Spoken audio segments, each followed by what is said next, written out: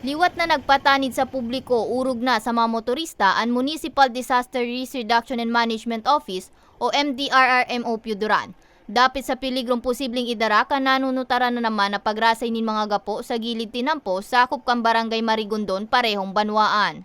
Sigun kay Noel Ordoña, pamayo ka na sabing opisina, mag-aalauna nin hapon kasuudma kan ininamanan manutaran ninda na posibleng kausa na daakan daing untok na pag-uran na mas pinalala pa kang epekto kan Super Typhoon Egay.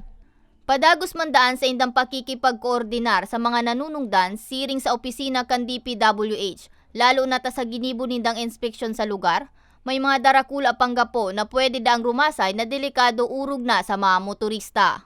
Pangani po napigaandalan mi, dakulon po kita na mamatian na dyan po sa parte kan Masbate. Kampang mi po pa ng Masbate, particular ang Burias Island, ang Claveria, na kung sa intinda po nakarecord, nagre-record po sinda yung mga paglinog sa indang area. Arani man lang po yan sa muya.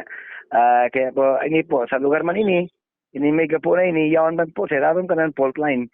May identified fault line po dyan ang P-box.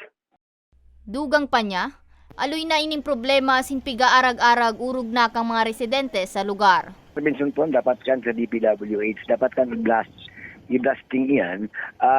Kanto, talagang, di man po yan pwedeng, tayo kanyan si existing project ang DPWH, na kung sa'yo, nagkakaigo sila kay slope protection.